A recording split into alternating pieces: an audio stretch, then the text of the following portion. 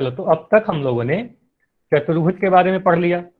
मतलब ज्योमेट्री हम लोग क्या पढ़ रहे थे? ज्यामिति पढ़ रहे थे। तो ज्यामिति में काफी चीज पढ़ ली है। त्रिभुज के बारे में पढ़ लिया, चतुर्भुज के बारे में पढ़ लिया, विभिन्न प्रकार के कोनों के बारे में पढ़ लिया, है ना। आपको ये पता है चतुर्भुज के बारे में, 6 प्रकार के चतुर्भुज के बारे में आप सभी को पढ़ाया गया, है ना। टोटल चतुर्भुज कितने प्रकार के पढ़ाए गए? 6 प्रकार के। सभी लोग चैट सेक्शन में एक एक चतुर्भुज का नाम लिखो। ठीक है, जो जो आपको याद है सभी चतुर्भुज के नाम लिखो। सभी 6 चतुर्भुज के नाम लिखो। पहला आपने लिखा स्क्वायर। जो जो आप चैट में लिख रहे हो मैं यहाँ लिख दूंगा। स्क्वायर यानी वर्ग। ठीक है। और क्या होता है? दूसरा आंसर आया है रेक्टेंगल। सभी लोग लिखोगे। रेक्टेंगल यानी आयत। ठीक है, 2 आंसर आ चुका। तीसरा पैरेललोग्राम यानी समांतर चतुर्भुज। ठीक है, तीसरा हुआ समांतर चतुर्भुज। ठीक है। और क्या होता है? ट्रेपेजियम। ट्रेपेजियम यानी समलंब चतुर्भुज, है ना। समलंब चतुर्भुज। और क्या होता है? पांचवा आंसर आया है काइट यानी पतंग। ठीक है। एक और कौन सा बच गया? एक और होता है।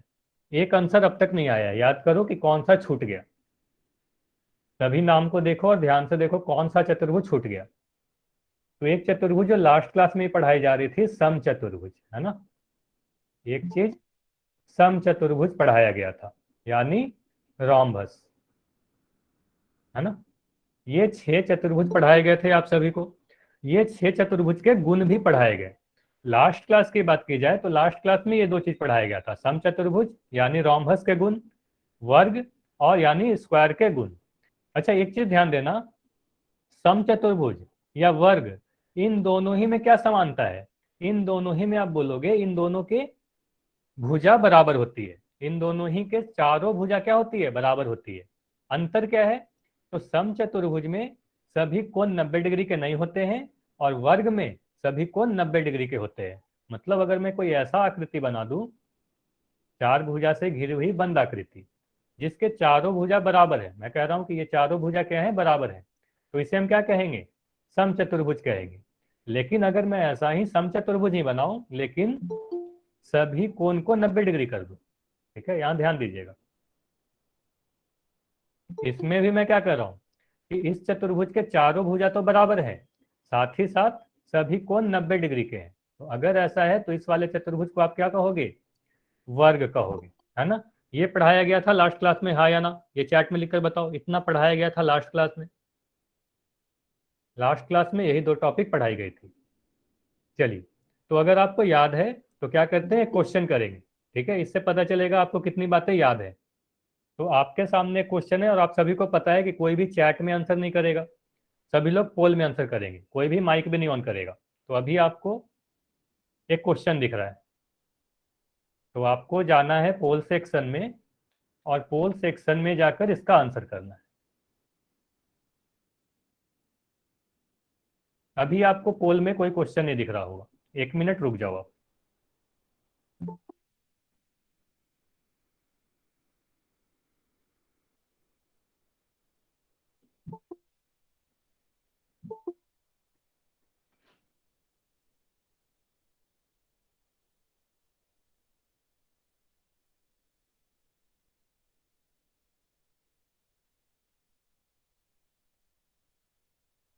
चलो, अब पोल में आपको एक क्वेश्चन दिख रहा होगा, पोल में जाओ और आंसर करो।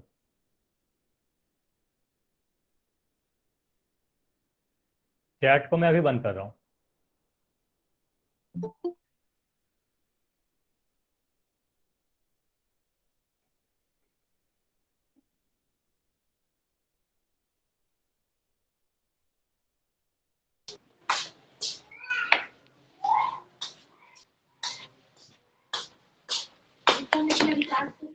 तो सभी लोग पोल सेक्शन में जाए, आंसर करें और माइक अपना बंद रखेंगे सभी लोग। शिव कुमार के नाम से जो बच्चे, अपना माइक आप बंद रखो। चलो, यहाँ पर एक आकृति दी गई है। ओ एस की लंबाई 2 सेंटीमीटर देके आपसे वाई का मान पूछा जा रहा है। तो आपको देखना है ये आकृति कैसी है और आंसर क्या होगा।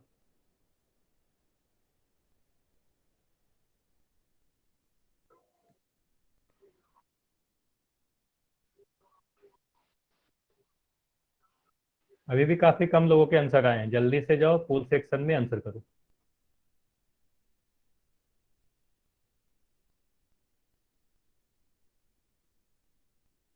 दस सेकंड और है, 10 सेकंड में मैं पोल को एंड कर दूंगा। 10 सेकंड और है आपके पास।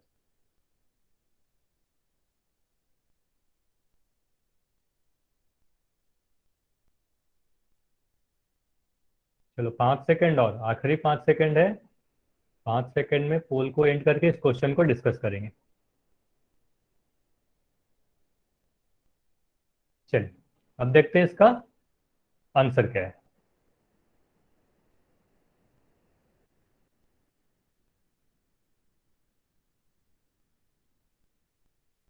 देखो, सर आपने क्लास काट दी थी। नहीं मैं क्यों क्लास नहीं काटा था क्लास। आप क्लास से लेफ्ट हो गए थे क्या? सर मैं नहीं हुई थी, अपने आप कट गई थी। अच्छा कोई बात नहीं, ठीक है। अब ध्यान से देखो, अभी तक कुछ नहीं पढ़ाया गया है ना, क्लास नहीं एंड हुई थी, क्लास तो रेगुलर चल रही है। चलो, तो इस क्वेश्चन में क्या पूछा गया, यह आकृति पी क्यू आर एस दी गई है, और ध्यान से देखिएगा कहीं पर यह नहीं बताया गया कि पी क्यू आर एस जो चतुर्भुज है यह किस प्रकार का चतुर्भुज है, ऐसा कभी नहीं बताया गया क्वेश्चन में। तो आपको देखना होगा ये जो चतुर्भुज है इसमें चारों भुजा बराबर है। ये जो इस तरीके का लाइन बनाया गया इसका मतलब क्या हुआ, इसके चारों भुजा बराबर है। और अगर चारों भुजा बराबर है तो या तो ये वर्ग होगा या समचतुर्भुज होगा। ठीक है, या तो वर्ग होगा या समचतुर्भुज होगा। अब इसके सभी कोण को आप देखो तो इसमें कोई भी कोण 90 डिग्री के नहीं दिख रहे हैं, तो हम क्या कहेंगे, यह एक समचतुर्भुज है यानी रोम्बस है। अच्छा, अपना माइक जो भी ऑन रखा है अपना माइक बंद कर देंगे, अपना माइक बंद कर देंगे जिनका भी माइक ऑन है। अंजलि मिश्रा के नाम से जो बच्चा है।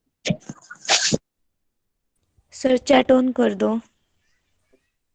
हाँ चैट ऑन कर दे रहा हूँ। चलो पहले इस क्वेश्चन को देख लें उसके बाद चैट ऑन कर दूंगा, ठीक है। चलो यहाँ पर ध्यान से देखें क्या कहा जा रहा है, यह जो चतुर्भुज है ये क्या है, समचतुर्भुज है। यह मैंने देख लिया क्योंकि इसके कोई भी कोण 90 डिग्री नहीं है, सभी भुजा बराबर है, तो यह एक समचतुर्भुज है यानी रोम्बस है। रोम्बस यानी समचतुर्भुज में एक चीज आपको ये पढ़ाया गया था कि उसके विकर्ण जो है एक दूसरे को समद्विभाजित करते हैं यानी बराबर भागों में बांटते हैं।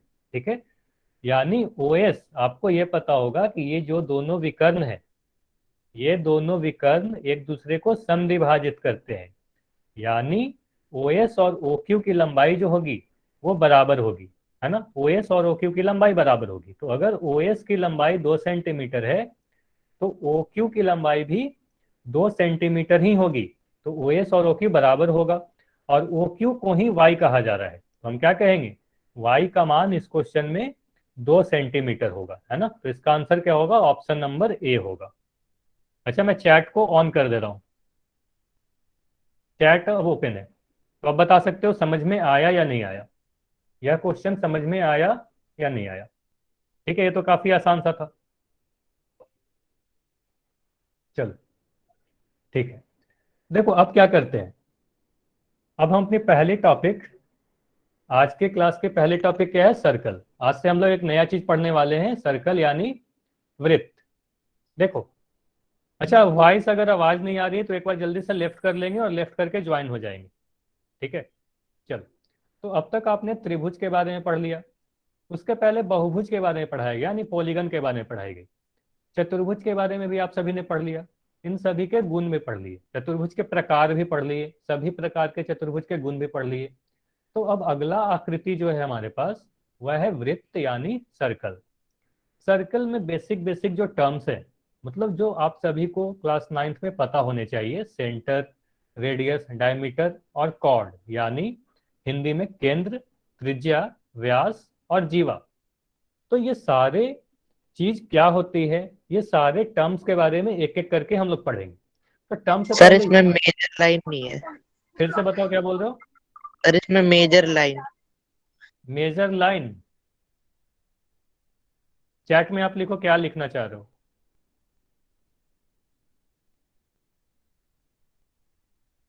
हाँ, तो ये सारे चीज देखेंगे कि वृत्त क्या होता है, केंद्र क्या होता है, त्रिज्या क्या होता है, और जीवा क्या होता है। तो सबसे पहले ये देखो वृत्त को डिफाइन कैसे करते हैं। वृत्त तो आप सभी ने देखा होगा, आप सभी को पता है कि वृत्त दिखता कैसा है, लेकिन मैथ्स में, गणित में आप किस तरीके से वृत्त को डिफाइन करोगे, तो डेफिनेशन क्या है, परिभाषा क्या है। तो देखो परिभाषा यहाँ पर लिख रखा है, जब परिभाषा अभी आपको दिख रहा है, एक तल पर उन सभी बिंदुओं का समूह जो तल के एक स्थिर बिंदु से एक निश्चित दूरी पर स्थित हो, एक वृत्त कहलाता है। मेजर लाइन नहीं होता है अमरजीत, मेजर आर्क और माइनर आर्क होता है ना। Yes sir. हाँ, तो वो सारी चीज पढ़ाई जाएगी आपको आगे, ठीक है। अभी आप ध्यान से सुनो जो पढ़ाया जा रहा है ना, वो सारी चीज आपको, कोई भी चीज छोड़ा नहीं जाएगा, सारा चीज पढ़ाया जाएगा। चलो, तो अभी आप डेफिनेशन को देखो, तो इस डेफिनेशन में दो चीज इंपॉर्टेंट है, दो चीज इंपॉर्टेंट है। पहला चीज क्या है, एक निश्चित स्थिर बिंदु, और दूसरा निश्चित दूरी, ये दो चीज इंपॉर्टेंट है।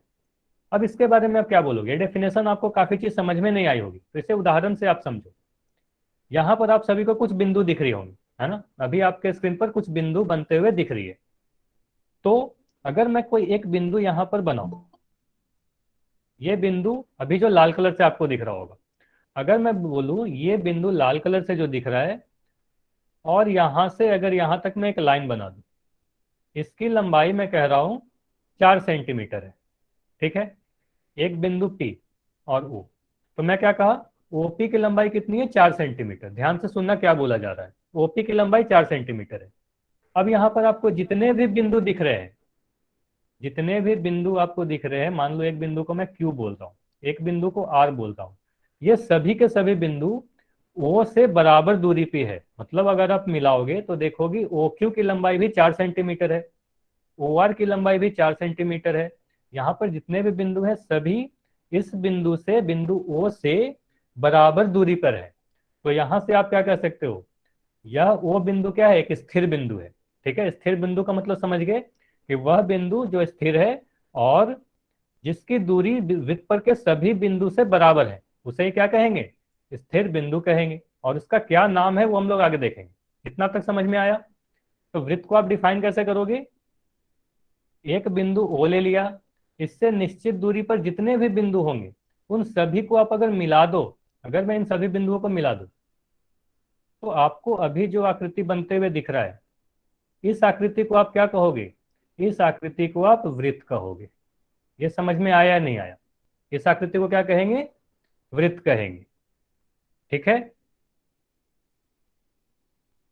तो अगर आप यहां पर, अच्छा एक चीज आप बताओ, यहां पर जो मैं कह रहा हूं स्थिर बिंदु, स्थिर बिंदु का क्या नाम है, इस स्थिर बिंदु को आप क्या कहते हो, स्थिर बिंदु को आप क्या कहते हो, कोई बता सकता है क्या स्थिर बिंदु को क्या कहते हैं। सेंटर कहते हैं यानी केंद्र कहते हैं। तो इस बिंदु को हम क्या कहेंगे, केंद्र कहेंगे। चलो ठीक है, केंद्र तो हम लोग पढ़ेंगे, अभी के लिए मैं आपको बता दिया, केंद्र तो हम लोग पढ़ेंगे अभी। उसके पहले ये बताओ, वृत्त से मिलता जुलता आप दैनिक जीवन में क्या क्या चीज देखते हो। कुछ उदाहरण तो आपके सामने अभी दिख रहे हैं। एक चीज आपको दिख रहा है पहिया, है ना, यह जो पहिया है यह वृत्त के आकृति का है, ठीक है।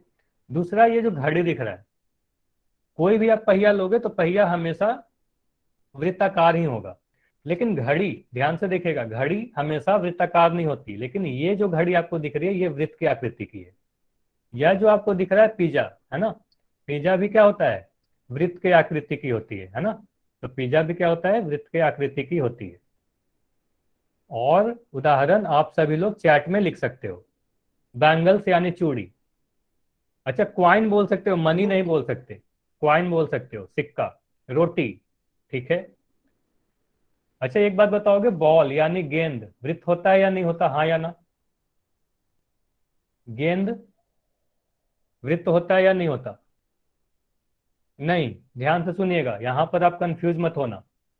अगर मैं आपसे बोलूं गेंद, तो गेंद को आप वृत्त नहीं बोलोगे, ये ध्यान से सुनिएगा, ठीक है। गेंद को आप वृत्त नहीं कह सकते, वृत्त को, गेंद को क्या बोलोगे, गोला बोलोगे। ऐसा क्यों, गेंद को आप अगर अपने कॉपी पे रख दो, ठीक है, तो उसकी एक मोटाई आ जाती है, एक ऊंचाई आ जाती है, तो उसे हम क्या कहेंगे, गोला कहेंगे, उसे वृत्त नहीं कहेंगे, ठीक है। चूड़ी, ये पहिया, ये सारे में कोई मोटाई नहीं होती, प्लेट, ये सारी चीज में मोटाई नहीं होती, इसलिए उसे वृत्त कहेंगे। तो वृत्त और गोला में आपको अंतर ध्यान रखना है, ठीक है। सर हाँ कॉइन भी चलो, हो। हाँ क्वाइन भी होगा, सिक्का भी होगा। चलो, इतना चीज समझ में आया। अब हम लोग आगे क्या पढ़ते हैं, केंद्र के बारे में पढ़ते हैं कि वृत्त का केंद्र किसे कहते हैं। तो देखो, अभी आपको क्या पढ़ाया गया, अभी आपको वृत्त में एक चीज पढ़ाया गया। अगर मैं कोई एक वृत्त बनाऊं, तो वृत्त के सभी बिंदु, मतलब वृत्त पे जितने भी बिंदु स्थित है, यह एक निश्चित बिंदु से, स्थिर बिंदु से निश्चित दूरी पर होते हैं। तो ये जो स्थिर बिंदु है, इसी बिंदु को हम क्या कहते हैं, केंद्र कहते हैं, है ना। इसे क्या कहते हैं, केंद्र कहते हैं। अच्छा, डेफिनेशन आपको इंग्लिश में ही मिलेगी, हिंदी में ही मिलेगी, इंग्लिश में नहीं रहे यहाँ पर, ठीक है। आपके जो बैच है इसमें मैक्सिमम स्टूडेंट क्या है, हिंदी मीडियम के हैं, तो आपको डेफिनेशन ये सारी तो हिंदी में ही रहेंगी, लेकिन टर्म सारे इंग्लिश में मिल जाएंगे। और आपको ये डेफिनेशन कभी एग्जाम में पूछा नहीं जाएगा, तो आपको क्या करना है, बस समझ लेना है सारे चीज को। चलो अब ध्यान से देखें। अब यहाँ पर क्या कहा जा रहा है, वृत्त पर स्थित जो भी सभी बिंदु हैं, जो जिस स्थिर बिंदु से निश्चित दूरी पर है, वह वृत्त का केंद्र कहलाता है। मतलब यहाँ पर आप ध्यान से देखो, यह एक वृत्त है, तो यहाँ पर वृत्त पे जितने भी बिंदु है, मान लो यहाँ पर कुछ बिंदु मैं आपको बना के दिखा रहा हूँ, पी क्यू आर एस, तो ये सभी के सभी बिंदु, एक ये बिंदु जिसे मैं लाल कलर के बना रहा हूँ, इससे बराबर दूरी पे है या नहीं, ये लिख के बताओ। ये सभी के सभी बिंदु इस ओ वाले बिंदु से बराबर दूरी पे है कि नहीं। अब देखो, ये सभी के सभी बराबर दूरी पे है ना। तो इस निश्चित बिंदु को क्या कहेंगे, इस निश्चित बिंदु को ही हम केंद्र कहते हैं, ठीक है, इसे हम केंद्र कहते हैं। अब हमें अगला क्या पढ़ना है, त्रिज्या।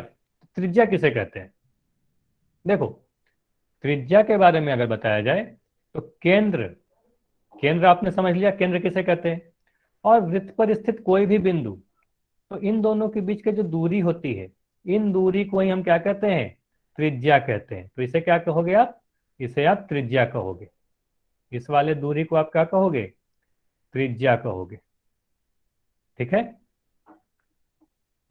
त्रिज्या समझ में आ गया, त्रिज्या कहते किसे हैं, मतलब वृत्त का केंद्र और वृत्त पर कोई भी एक बिंदु ले लो, उसकी दूरी को ही त्रिज्या कहते हैं, ठीक है। फिर से मैं बना के दिखा,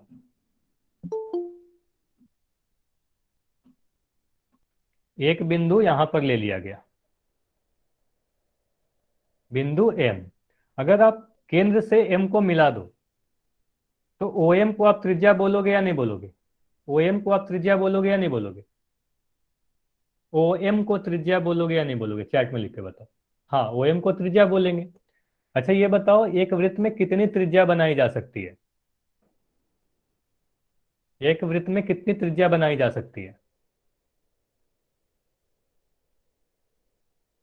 एक वृत्त में कितनी त्रिज्या बनाई जा सकती है, अनलिमिटेड सर यानी एक। अनगिनत। एक नहीं, अनगिनत बनाया जा सकते हैं। जैसे देखो, इस वृत्त पर एक ही बिंदु है क्या, इस वृत्त पर अनेक बिंदु है, यानी अनगिनत बिंदु है। तो अगर आप यहां से वृत्त पर कोई भी बिंदु को आप मिलाओ, तो ये सभी के सभी क्या है, त्रिज्या है, ये सभी के सभी क्या है, त्रिज्या है। तो आपका जितना मन चाहे उतना त्रिज्या बना सकते हो। तो एक वृत्त में आपको नोट करके लिखना है, एक वृत्त में अनगिनत त्रिज्या बनाए जा सकते हैं। जितनी भी त्रिज्या होंगी, सभी की लंबाई बराबर होगी, सभी त्रिज्या बराबर होते हैं। अगर आपको ये बताया जाए कि एक त्रिज्या की लंबाई जो है वो 5 सेंटीमीटर है, तो यहाँ पर जितनी भी त्रिज्या होंगी, सभी के सभी क्या होंगी, 5 सेंटीमीटर की होंगी, है ना। ये सभी के सभी 5 सेंटीमीटर की होगी। तो त्रिज्या जितनी होगी, सभी की लंबाई 5 सेंटीमीटर की ही होगी। चलो, मतलब एक त्रिज्या अगर दी गई, तो आप सभी त्रिज्या के बारे में बता सकते हो। चलो ये बताओगे, अगर मैं इस तरीके से एक लाइन बना दूं, तो इसे आप त्रिज्या बोलोगे या नहीं बोलोगे, ओपी को आप त्रिज्या बोलोगे या नहीं बोलोगे, ओपी को त्रिज्या बोलोगे या नहीं, तो नहीं, ओपी त्रिज्या नहीं है। क्यों, क्योंकि पी बिंदु जो है इस वृत्त पर स्थित नहीं है, ठीक है।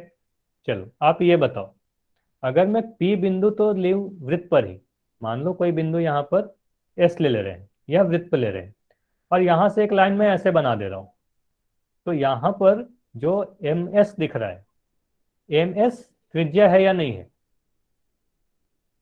एम एस पे त्रिज्या नहीं है। चलो आप ये बताओ, अगर ओपी, ओपी की लंबाई 4 सेंटीमीटर है, तो ओक्यू की लंबाई बताओ। ओपी की लंबाई अगर 4 सेंटीमीटर है तो ओक्यू की लंबाई बताओ। 4। चैट में लिखकर बताएंगे सभी लोग। तो 4 सेंटीमीटर होगा, ठीक है। तो इससे आपको क्या पता चला, दो तीन बातें आपको ध्यान रखनी है, ठीक है। दो तीन बातें आप ध्यान रखोगे।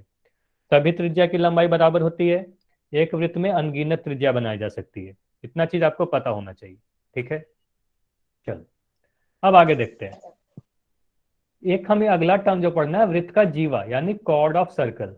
तो वृत्त का जीवा या कॉर्ड किसे कहते हैं, तो पहले डेफिनेशन देखते हैं। डेफिनेशन क्या है?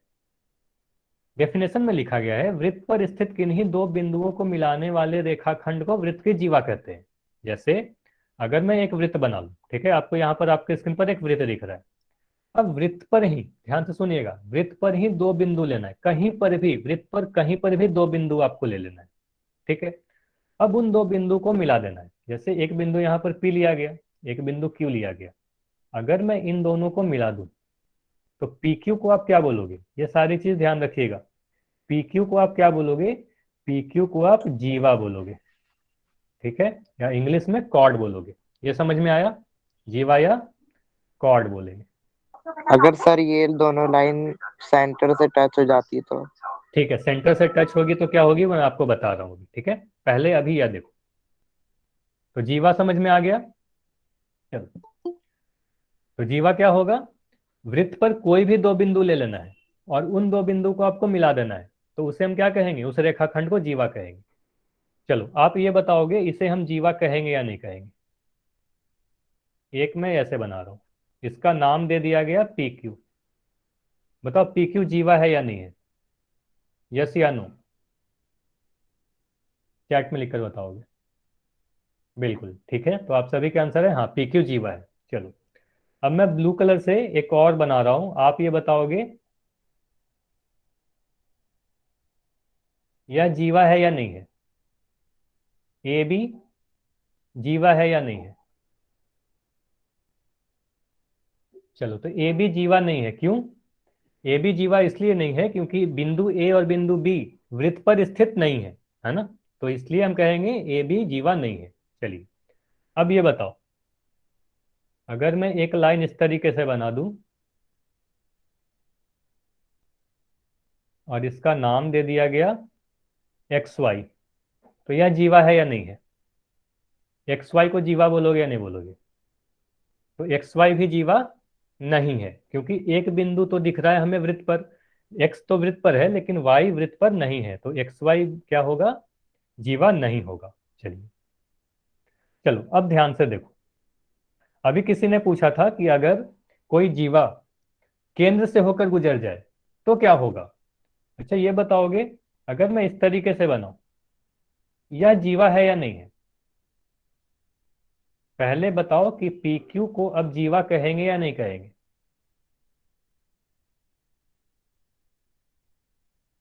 मैक्सिमम लोग बोल रहे हो नहीं कहेंगे, और कुछ लोग वाई भी कह रहे हो। अच्छा ये बताओ, जो भी कह रहे हो नहीं जीवा नहीं है, तो इसको क्या बोलोगे आप, PQ को क्या बोलोगे। PQ को व्यास यानी डायमीटर कहेंगे। चलो आंसर तो आपका सही है, लेकिन अब ध्यान से सुनिएगा। पहला तो आपको यह ध्यान देना है कि PQ जो आपको केंद्र से गुजर रही है, ध्यान से देखिएगा, PQ को आप जीवा बोलोगे। PQ क्या है, जीवा है, हाँ ठीक है, यह एक जीवा है। अब देखो जीवा में आपको क्या पढ़ाया गया, जीवा में तो बस आपको इतना पढ़ाया गया है ना कि कोई भी दो बिंदु अगर वृत्त पर है तो उसको मिलाने वाले रेखाखंड को जीवा कहेंगे। तो दिख रहा है हमें कि P बिंदु क्या है, वृत्त पर स्थित है। Q बिंदु क्या है, Q बिंदु भी वृत्त पर स्थित है। यह फर्क नहीं पड़ता कि वो केंद्र से होकर गुजर रही है या केंद्र से होकर नहीं गुजर रही है, तो PQ को हम कहेंगे कि हाँ यह एक जीवा है।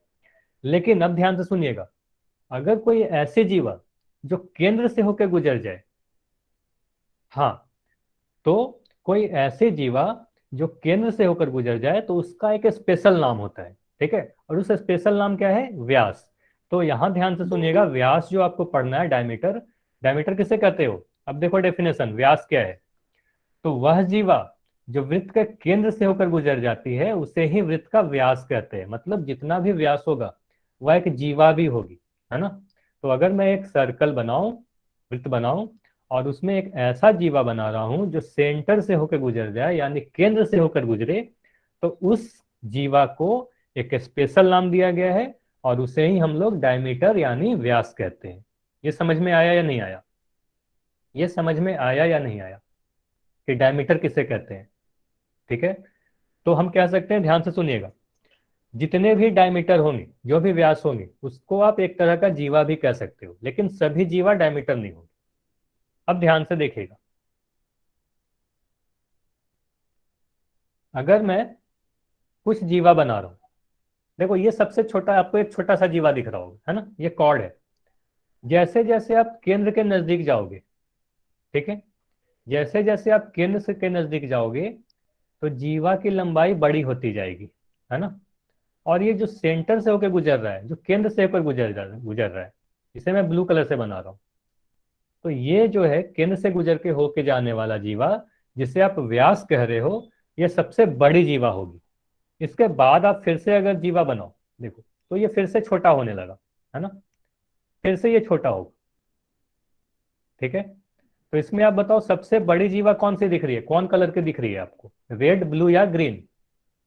सबसे बड़ी जीवा आपको कौन से कलर की दिख रही है, रेड, ब्लू या ग्रीन? तो ब्लू कलर की दिख रही है। तो आप क्या कहोगे, जो केंद्र से होकर जीवा गुजर रही है, उसे आप क्या कहोगे? पहले तो ये बोला गया कि वह एक व्यास है, और व्यास किसी भी वृत्त की सबसे बड़ी कॉर्ड यानी सबसे बड़ी जीवा होती है। ठीक है, ये सारी चीज आपको पता होनी चाहिए। ठीक है, व्यास होता क्या है ये समझ में आ गया। उसके बाद आपको ध्यान क्या रखना है कि व्यास किसी भी वृत्त की सबसे बड़ी जीवा होती है। ठीक है, उसके बाद क्या ध्यान दीजिएगा, अभी अभी आपको क्या पढ़ाया गया, त्रिज्या के बारे में भी आपको पढ़ाया गया, है ना। अभी आपको त्रिज्या के बारे में पढ़ाया गया। त्रिज्या और व्यास में क्या संबंध है? त्रिज्या और व्यास के बारे में अगर बोला जाए, तो आप सबसे पहले ये मुझे बताओ, जिसे मैं अभी लाल कलर से, अगर मैं एक वृत्त बनाऊं,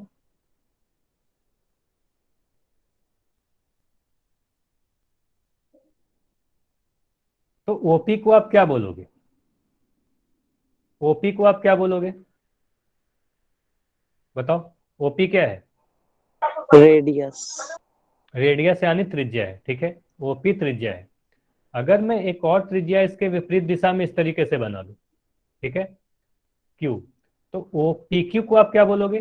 पी क्यू को आप व्यास। व्यास बोलोगे। ठीक है, पी क्यू व्यास है। तो यहां से आपको पता चल रहा है कि ओपी, ध्यान से देखिएगा, ओपी और ओ क्यू दोनों ही त्रिज्या है। मान लो अगर मैं इसे कह रहा हूं 2 सेंटीमीटर की, तो ओ क्यू भी 2 सेंटीमीटर का हो जाएगा, है ना। ओपी अगर 2 सेंटीमीटर का है, तो ओ क्यू भी 2 सेंटीमीटर का हो जाएगा, क्योंकि अभी आपको पढ़ाया गया कि सभी त्रिज्या जो होती है वो बराबर होती है।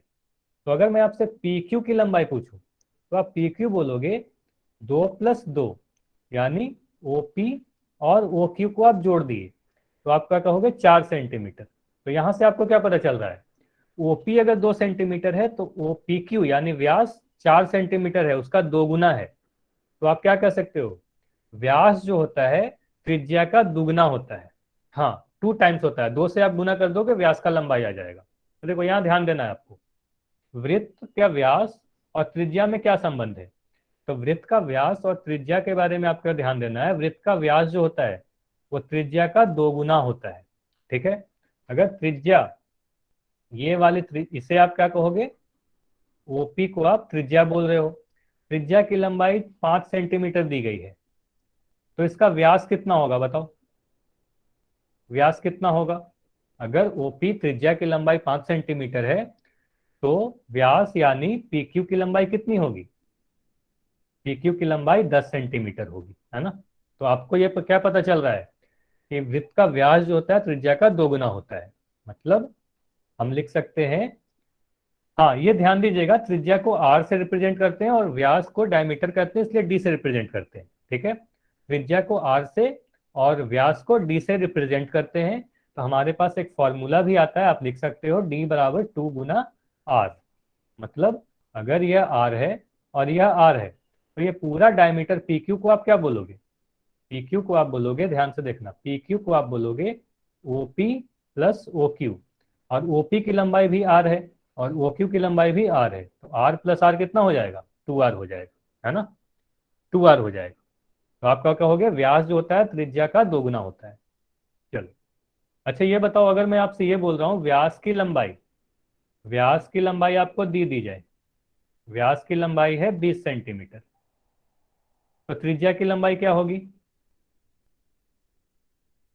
त्रिज्या की लंबाई 10। कितनी होगी, 10 सेंटीमीटर होगी, उसका आधा हो जाएगा, है ना। तो अगर आपको व्यास दे दिया जाए तो आप त्रिज्या ज्ञात कर सकते हो, अगर त्रिज्या दे दी जाए तो आप व्यास ज्ञात कर सकते हो। चलो अब ये बताओगे कि एक वृत्त में कितनी व्यास बनाई जा सकती है, एक वृत्त में कितनी व्यास बनाई जा सकती है। अनगिनत। हाँ चैट में लिखकर बताओगे, कोई भी माइक नहीं ऑन करके बोलेगा। अनगिनत, ठीक है। जैसे देखो यहाँ पर सेंटर से आप जितनी चाहो उतनी लाइन, उतनी जीवा बना सकते हो, है ना। और इस क्योंकि ये सेंटर से होकर गुजर रही है तो इन जीवा को क्या बोलेंगे, व्यास बोलेंगे। और जितने भी व्यास होंगे सबकी लंबाई बराबर होगी क्या, हाँ या ना, ये बताओ।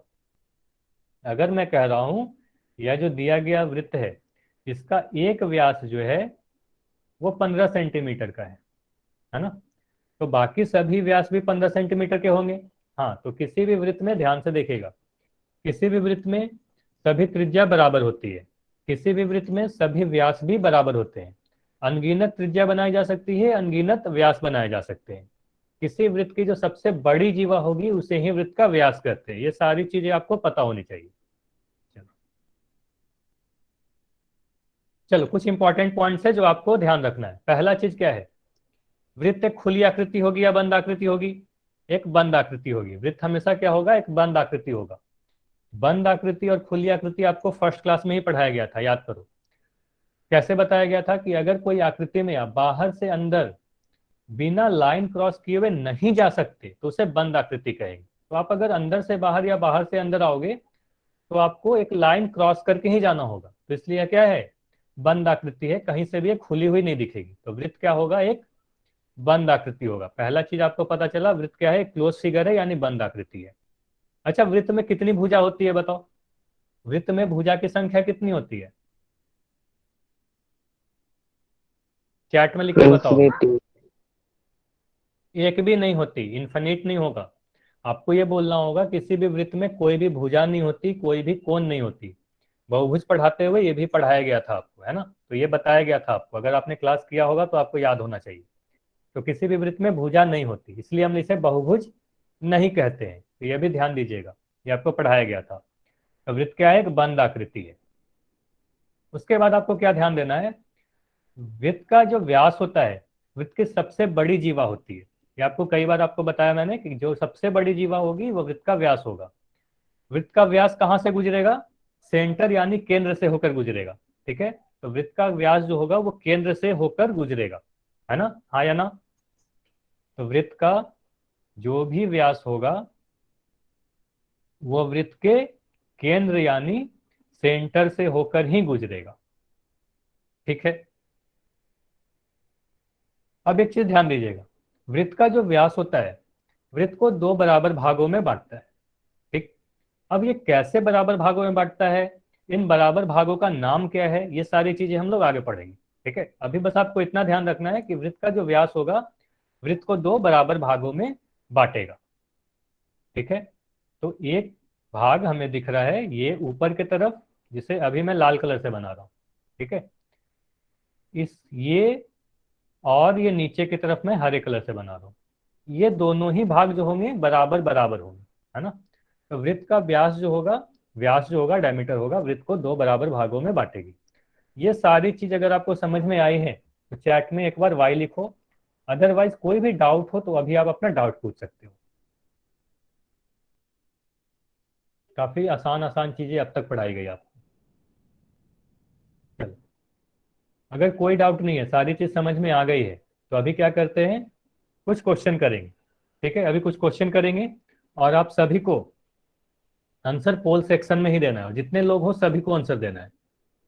तो अभी आपको स्क्रीन पर एक क्वेश्चन दिख रहा होगा, है ना। तो सबसे पहला क्वेश्चन काफी आसान सा क्वेश्चन है, तो आपको बस ये देखना है कि इसमें से कौन सा आकृति वृत्त है। तो पोल सेक्शन में जाओ और आंसर करो।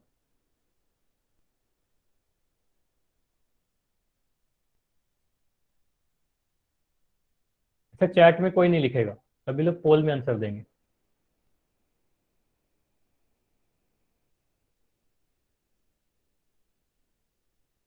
तो यहाँ पर कुछ आकृति बना के दिखाई गई है, आपको यह पहचानना है कि कौन सी आकृति वृत्त है।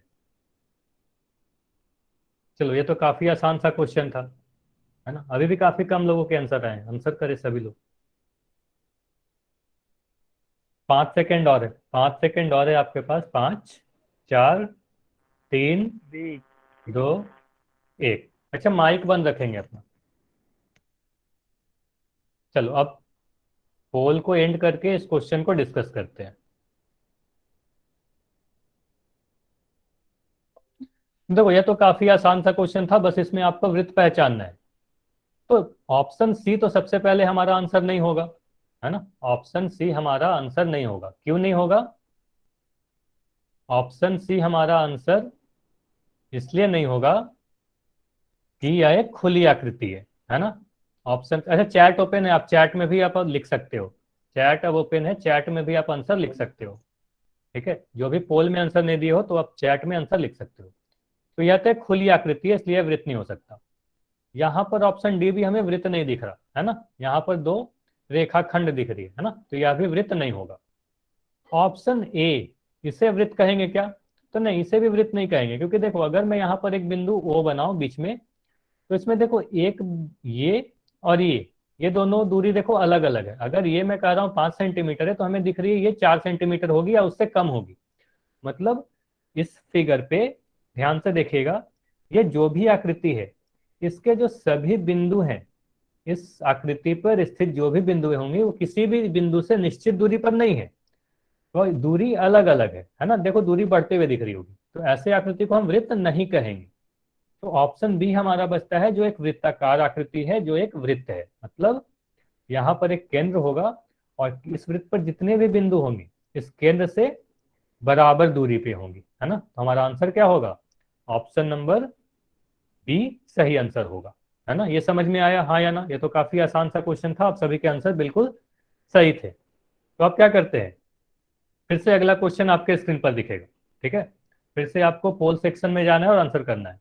अच्छा, पोल सेक्शन में जाने के पहले यहाँ पर मैं आपको ये बता दूं, ये जो बिंदु है यहाँ पर आपको दिख रहा है, यह बिंदु ए है, यह बिंदु बी है, यहाँ पर बिंदु डी है और यह सी है ना, यह बिंदु सी है। तो आपको क्या करना है, इसमें केंद्र कौन सा है, आपको केंद्र पहचानना है।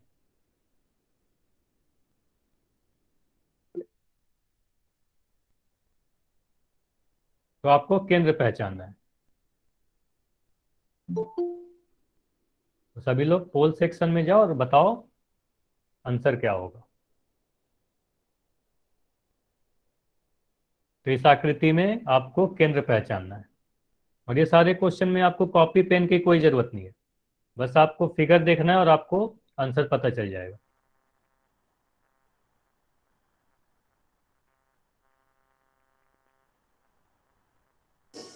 सी। अच्छा, माइक नहीं ऑन करेंगे, बार बार मैं बोल रहा हूँ, कोई भी माइक नहीं ऑन करेगा क्लास के दौरान जब तक आपका नाम लेके नहीं बोला जाए। चलो, अब पोल को एंड करते हैं और उस क्वेश्चन को डिस्कस करते हैं, ना।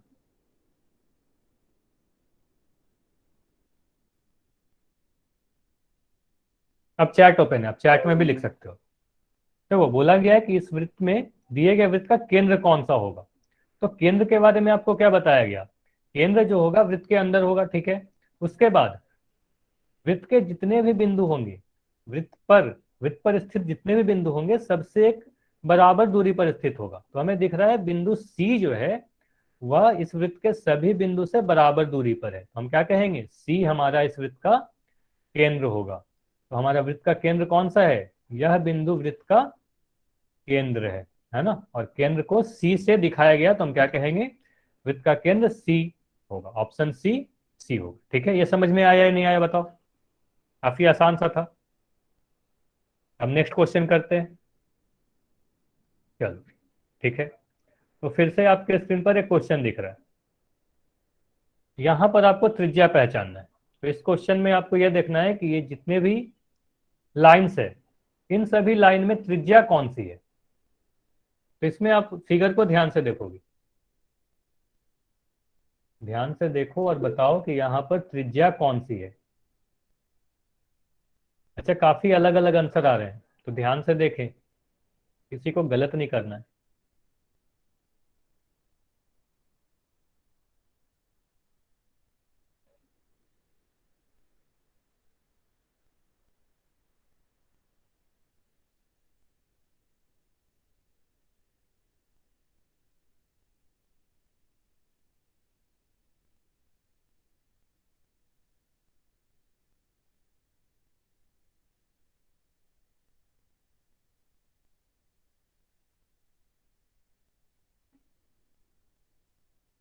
तो आपको देखना है कि यहाँ पर जितने भी लाइंस दी गई है, इसमें त्रिज्या कौन सी है।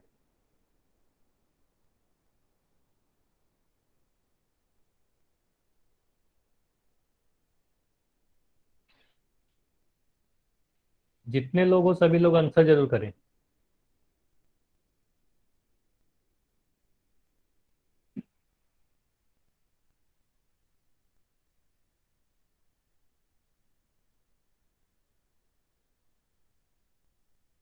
चलो 5 सेकंड और है आपके पास, 5 सेकंड में पोल को मैं एंड कर दूंगा, उसके बाद इस क्वेश्चन को डिस्कस करेंगे।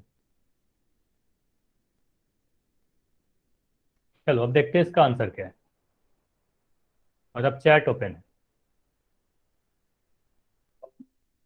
देखो, दिए गए वृत्त में त्रिज्या आपको पहचानना था, तो सबसे पहला आंसर है ओ ए, ऑप्शन ओ ए। तो ओ ए के बारे में अगर आप देखो, तो ए जो है इस वृत्त पर स्थित नहीं है ना। त्रिज्या के बारे में आपको क्या बताया गया, त्रिज्या अगर आपको याद हो तो आपको यह बताया गया था केंद्र, ध्यान से सुनिएगा, केंद्र और वृत्त पर स्थित किसी भी बिंदु को आप ले लेते हैं। केंद्र और वृत्त पर स्थित किसी भी बिंदु को अगर हम मिला दें, तो इस लाइन को हम क्या कहेंगे, त्रिज्या कहेंगे, यानी रेडियस कहेंगे। तो यहां पर अगर देखें तो ओ ए क्या है, ओ ए में ए जो बिंदु है वृत्त के बाहर है, तो इसे हम त्रिज्या नहीं कहेंगे, ओ ए को वृत्त का त्रिज्या नहीं कहेंगे। उसके बाद आप देखो ओ बी, ओ बी वृत्त का त्रिज्या है क्या, ओ बी वृत्त का त्रिज्या है क्या। तो आप कहोगे हाँ, ओ बी हमारा वृत्त का त्रिज्या है।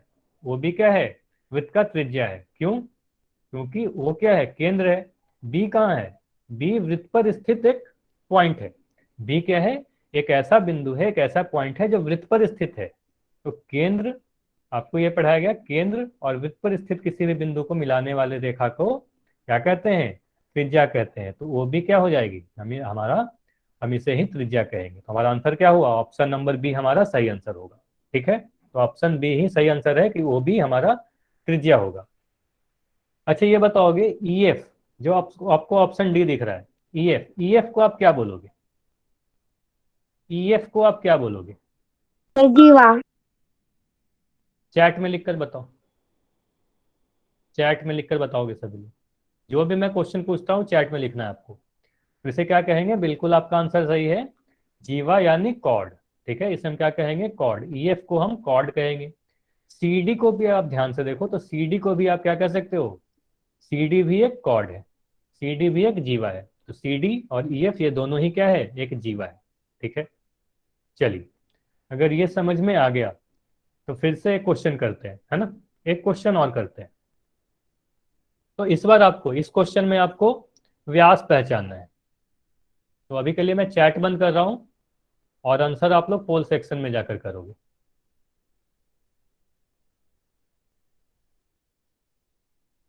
तो पोल सेक्शन में जाओ और ये बताओ कि इस आकृति में व्यास कौन सा है। देखो व्यास के बारे में आपको क्या पढ़ाया गया, और देखो कौन सा यहाँ पर जो है रेखाखंड, वो व्यास है।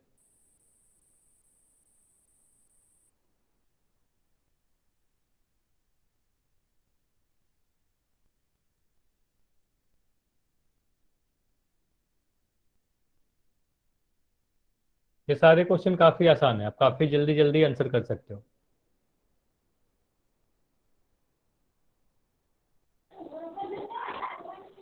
अच्छा अच्छा अमित कुमार, माइक अपना बंद कर दो। अमित कुमार के नाम से जो बच्चा है,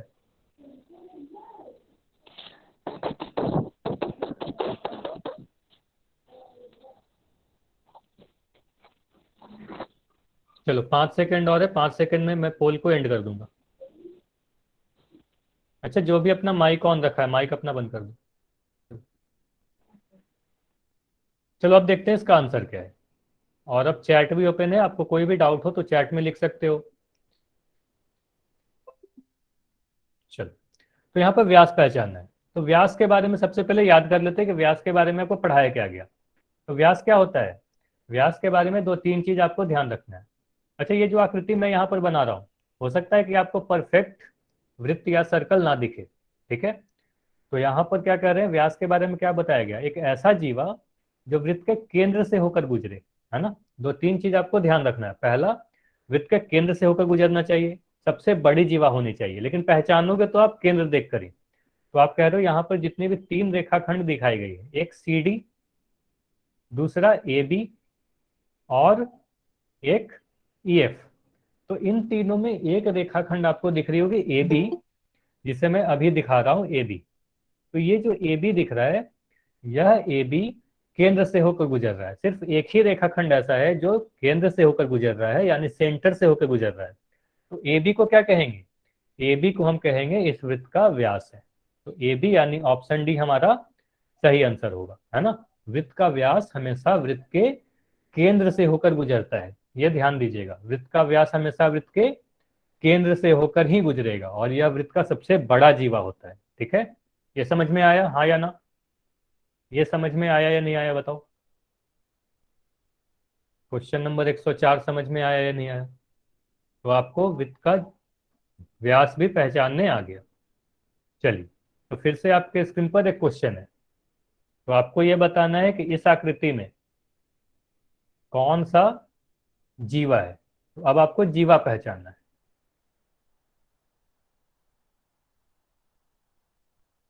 तो आप ये देखो कि यहां पर जीवा कौन सा है।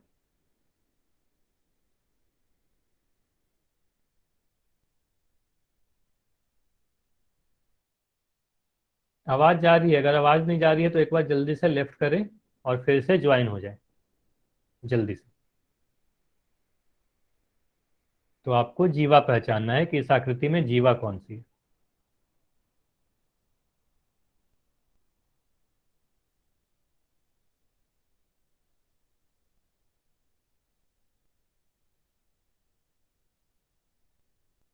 चलो, काफी आसान सा क्वेश्चन है, जल्दी जल्दी आंसर करें। सभी ऑप्शन को देखो और देखो कि कौन सा जीवा है। चलो 5 सेकंड और है, 5 सेकंड में पोल को मैं एंड कर रहा हूँ। 5, 4, 3, 2, 1। अच्छा, माइक जिनका भी ऑन है, माइक बंद रखेंगे। अब देखते हैं इस क्वेश्चन का आंसर क्या है। तो वो जीवा के बाद, तो जीवा के बाद राम प्रसाद। चलो, जीवा के बारे में क्या पढ़ाया गया? जब आपसे क्वेश्चन पूछा गया कि जीवा को पहचानना, तो याद करो कि जीवा के बारे में क्या पढ़ाया गया था।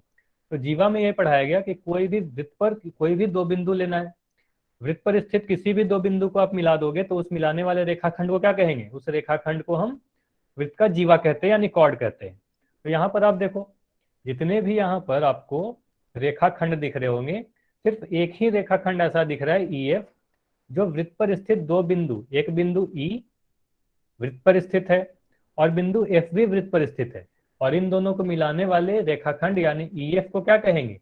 ई एफ को जीवा कहेंगे। ओ बी को जीवा क्यों नहीं कहेंगे? क्योंकि ओ जो है वृत्त पर स्थित नहीं है, तो वृत्त का केंद्र है। तो ओ बी को क्या कहेंगे? वृत्त का त्रिज्या कहेंगे, ठीक है। ओ बी को वृत्त का त्रिज्या कहेंगे, ई एफ को वृत्त का जीवा कहेंगे, है ना। वृत्त का जीवा किसे कहेंगे? ई एफ को कहेंगे, ठीक है। और पी क्यू, पी क्यू के बारे में आप कुछ भी नहीं कहोगे, ठीक है। पी क्यू के बारे में आगे पढ़ने वाले हैं कि पी क्यू क्या है, ठीक है। पी क्यू के बारे में भी आपको पढ़ना है, लेकिन आगे पढ़ना है। चलिए, ये समझ में आया या नहीं आया कि हमारा आंसर क्या होगा? ऑप्शन डी होगा। ई एफ क्या है? वृत्त का जीवा है। क्यों? क्योंकि बिंदु ई और बिंदु एफ दोनों ही वृत्त पर स्थित हैं, और वृत्त पर स्थित दो बिंदु को मिलाने वाले रेखाखंड को वृत्त का जीवा कहते हैं। चलिए ठीक है, अब इस क्वेश्चन में आपको क्या पूछा जा रहा है, वृत्त का व्यास आपको बताना है अगर त्रिज्या की लंबाई आपको दी गई है। तो आपको ये बताना है अगर त्रिज्या की लंबाई 3 सेंटीमीटर है तो व्यास की लंबाई क्या होगी। 1.5 सेंटीमीटर, 3 सेंटीमीटर, 6 सेंटीमीटर या 12 सेंटीमीटर।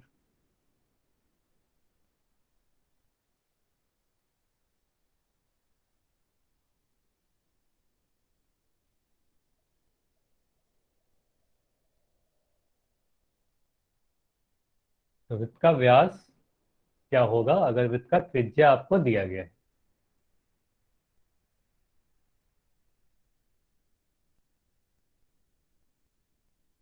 चलो काफी आसान सा क्वेश्चन है, आपको त्रिज्या और व्यास में अभी अभी एक रिलेशन पढ़ाया गया था कि अगर त्रिज्या दिया गया तो व्यास कैसे ज्ञात करोगे, व्यास दिया गया तो आप त्रिज्या कैसे ज्ञात करोगे, ये दोनों ही चीज आपको पढ़ाया गया था।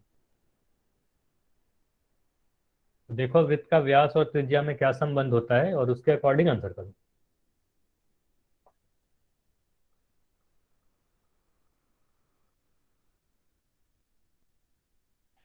चलो 5 सेकंड में पोल को मैं एंड कर रहा हूँ, 5 सेकंड और है आपके पास।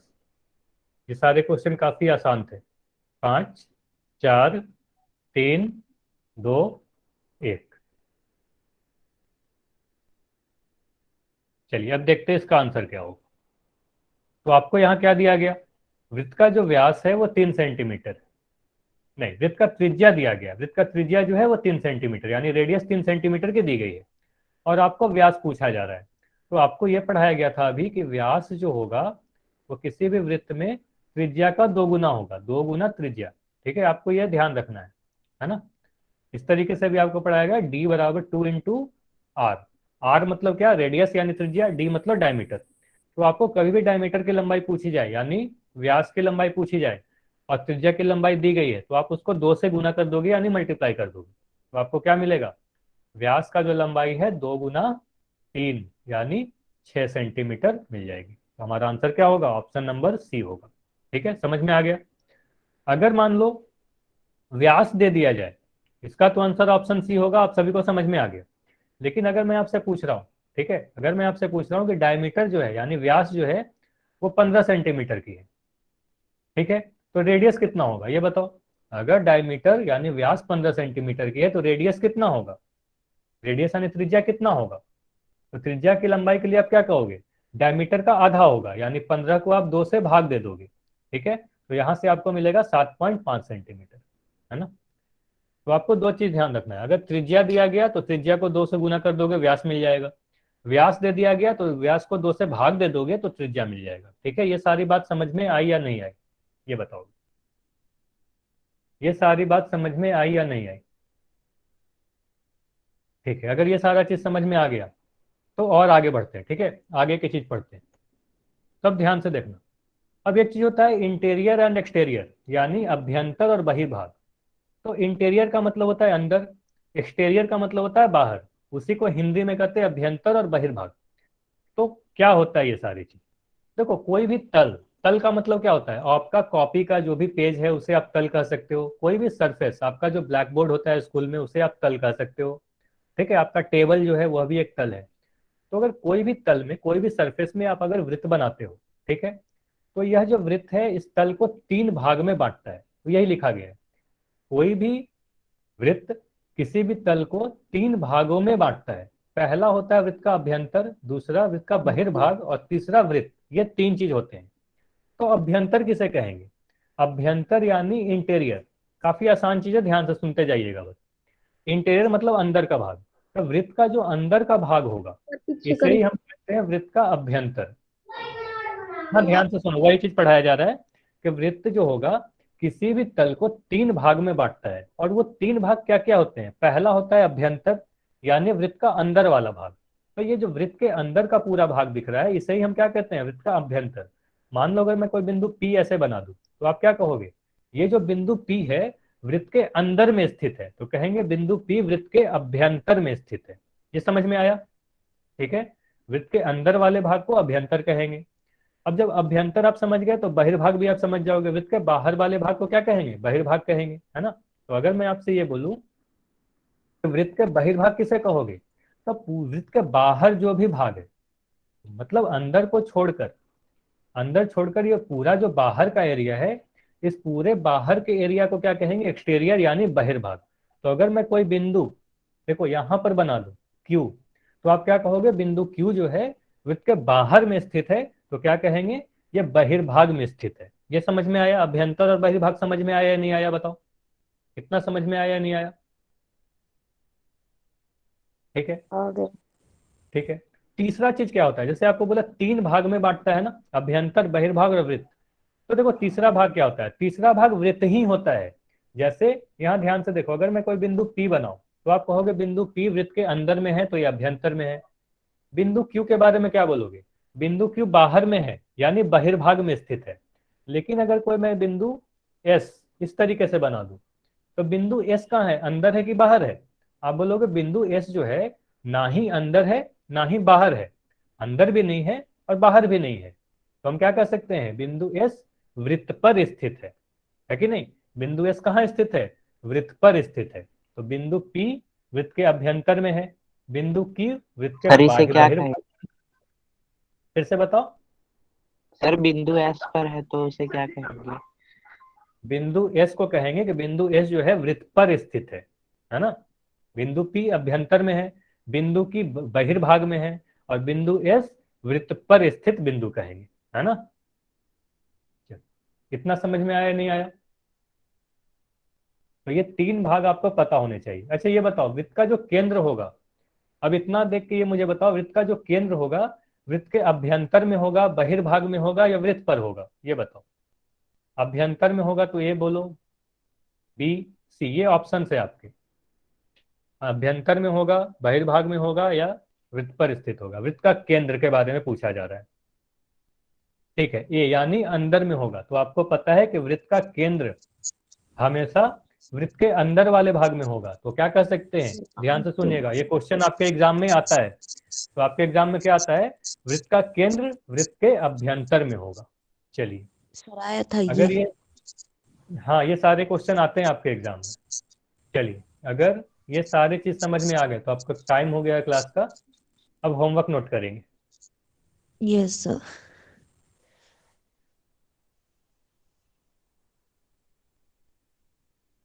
तो देखो ये सारे होमवर्क है आज के। देखो ये हो सकता है कि आपको काफी सारे होमवर्क दिख रहे होंगे, लेकिन सभी में देखो सिर्फ एक एक क्वेश्चन है ना। तो काफी कम क्वेश्चन है, ये सारे इजी क्वेश्चन है। तो सभी में एक एक क्वेश्चन है, ये सारे आपको कर लेने हैं। तो जल्दी से इस वाले पेज के स्क्रीनशॉट ले लें।